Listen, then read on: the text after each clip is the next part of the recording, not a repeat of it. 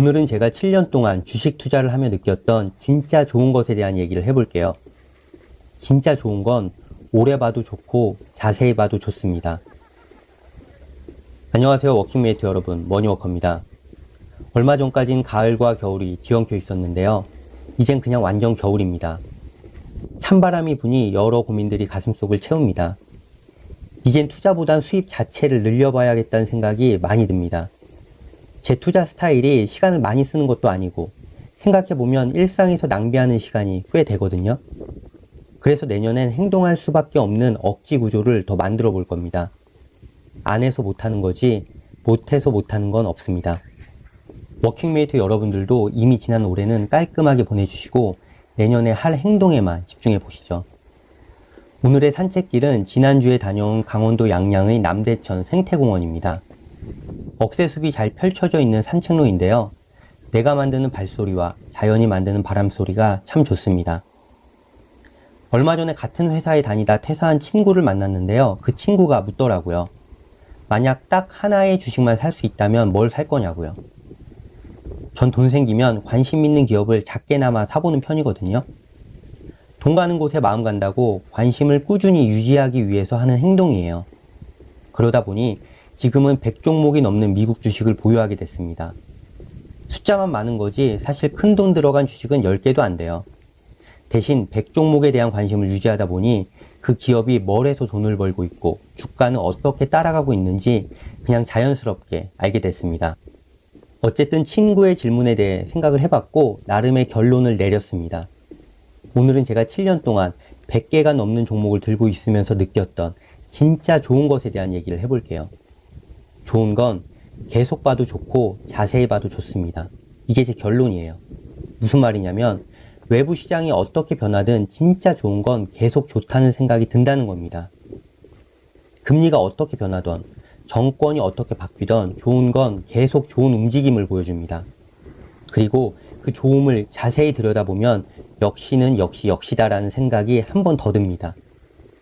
미국 시장 지수가 최고가를 찍을 때는 좋은 것의 주가도 역대 최고가에 맞닿아 있습니다. 반대로 시장이 큰 이슈로 폭락할 땐 남들보단 덜 하락하면서 단단함을 보여줍니다. 그래서 빠질 때도 좋다는 생각이 들게 합니다. 그리고 이게 정말 중요한데 평소엔 폭등하지 않고 사람들의 관심을 피해 업다운을 반복하면서 1년이 지나면 꽤 올라와 있는 모습을 보여줍니다. 진짜 좋은 건 오를 때도 좋고 떨어질 때도 좋고 심지어 보통 때도 안정감을 주기 때문에 좋습니다.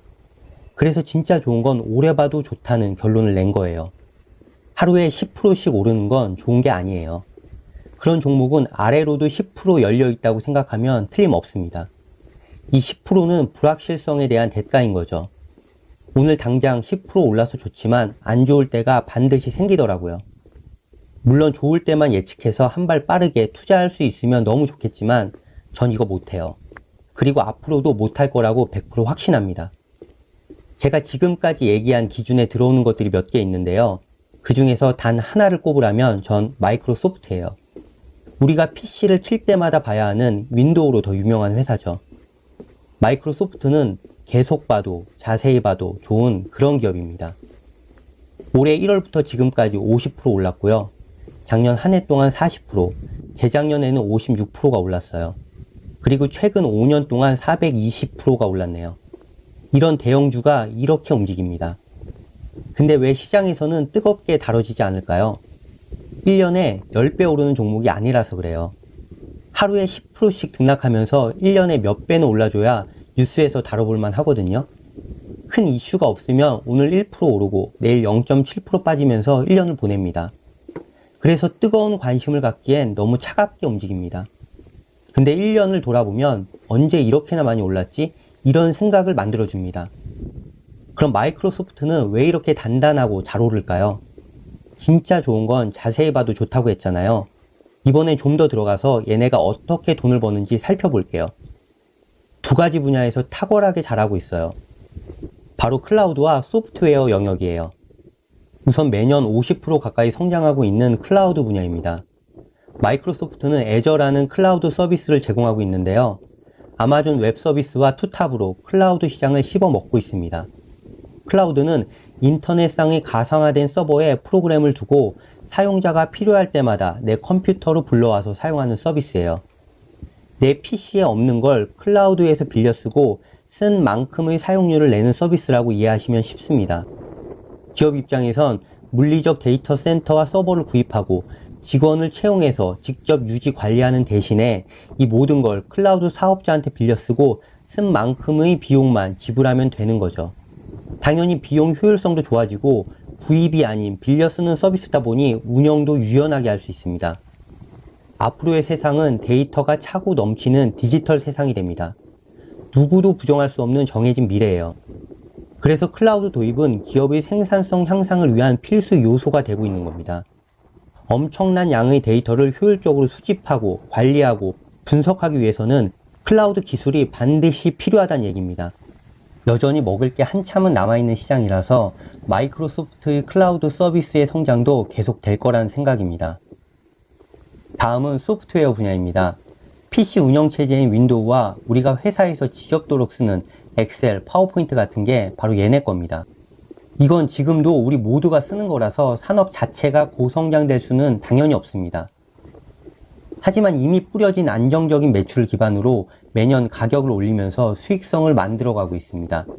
당장 생각해보세요. 내일부터 회사에서 엑셀과 파워포인트를 못 쓰게 한다면 대체할 만한 게 머릿속에 떠오르나요? 마땅한 대안이 있나요? 그래서 독점적인 지위를 보유하고 있는 거고 당연히 가격 결정권도 얘네한테 있습니다. 고객에게 가격을 전가할 수 있는 힘이 있는 겁니다.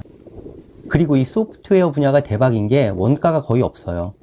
제조업 분야는 수요가 몰리면 물건을 더 많이 만들어내기 위해 공장도 지어야 되고 원재료도 급하게 소싱해야 돼서 당장의 대응이 어려운데 소프트웨어는 컨트롤 CV 수준으로 해결이 됩니다. 그래서 시장의 공급망 이슈에도 완제품을 주력으로 만드는 애플 같은 업체보다는 당연히 타격이 덜하고 주가도 그렇게 보여집니다.